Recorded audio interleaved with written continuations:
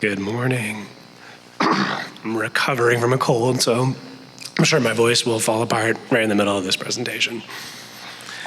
Okay, this is advancing digital delivery of 3D models for construction. It's not a specific research project, but an initiative that the agency has taken on in the last few years. The problem statement we're really trying to solve is, well, our transportation projects here in Vermont are 3D problems. They always have been. And they've historically been solved by 2D plans. Those 2D plans are tedious to create. They take a lot of time. They're loaded with errors and omissions unless we have really good quality processes in place. And they're hard for the public to interpret. It's not easy for the public to see a 2D plan and understand a 3D project. So when we say why digital delivery, it's really about taking the current technology we have right now, like we're already building 3D models as part of our design process, and pushing that forward through construction so that we can take advantage of that technology. Digital delivery supports a lot of modern construction technology. Contractors are using machine guidance on a lot of their equipment right now. Rebar suppliers have automation in their machines. Reduces risk, allows us to look at a project more holistically, clash detection, and do more 3D reviews. It's much more efficient for doing cost estimating. You have a 3D model of your materials. And it's a lot easier for the public to consume. And as I mentioned, we already do a lot of 3D modeling as part of our design process. So, these are our 2D plans that, we're producing as part of that process. But what does that really mean? Like, we've got this fun analogy I saw another presentation give, where your analog TV is your 2D plan set and your high-def TV is your 3D model. Well, our current workflow is kind of like this, where we're taking that 3D model and we're downgrading it to like this pixelated TV to share information with people in the field and construction. Digital delivery is taking that 3D model and attributing it with more information, actually attaching the pay item information to those models and loading it with rich metadata. Here's an example of a next beam that we're doing for one of our pilot projects with all of its metadata attached to it.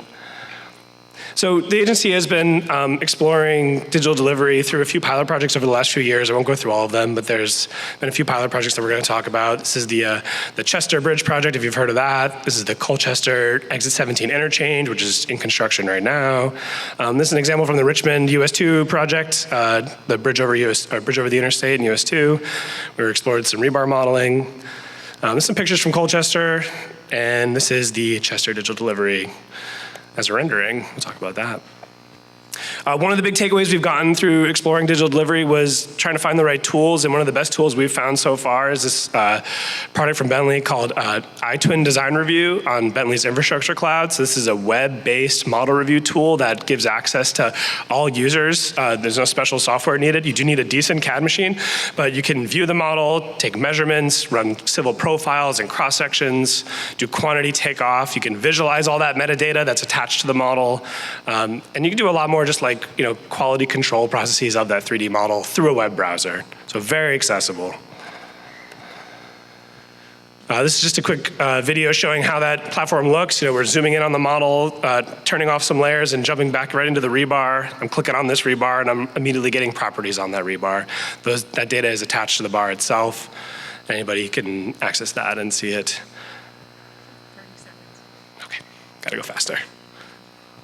This is a quick example of how you can check vertical clearance within the model. So this is when we've got traffic signals overhanging the road, we want to confirm that we've got vertical clearance. There's a tool in iTwin that lets us check the vertical clearance and confirm that we've met our standards. And then once you have 3D models, it's a lot easier to make visualizations for the public. So this is a public outreach process that we did for Chester where we just created a video animating the project in 3D. This is using LumenRT, but we already had the 3D model, so creating the rendering was actually quite easy.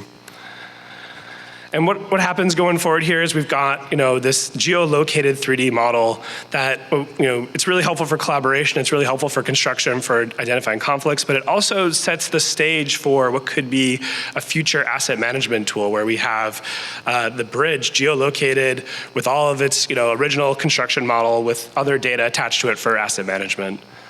So there's a lot of opportunity here.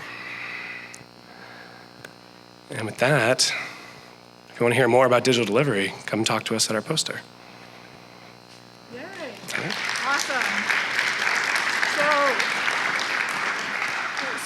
So anybody have questions? So yeah, Jennifer, go ahead. Go ask a question. My question is related to, we've been doing this in the buildings world for some time, but we do tend to find that it's more labor intensive, at least initially, to develop the models, and also it's big file storage as well. So where do you keep it when you're all done? So my question to you is, when you compare this to what I would call standard design methods to moving it into a 3D model, do you believe that it is more resource intensive? I think the effort, that's a great question, and I hear it a lot, that it's going to take a lot more time and energy to build those models, right? And what we've seen actually across the industry is that the energy it takes to do like a digital delivery project just takes a similar amount of time, just front loads it in the process. So now we're spending more time up front building the model, and if anybody who's done design work knows, like the time and energy it takes to actually push that project to the finish line in our traditional workflow, it's a lot. It takes a lot of time. So right now we're seeing that transition that it's kind of moving the hours forward in the project. As technology improves and the ability to build 3D models gets easier and easier, that is going to go down. Like this is a temporary state. Yeah. Hi, Tracy Pack. So my question is I love that we're moving into this digital stage and it's far more cohesive.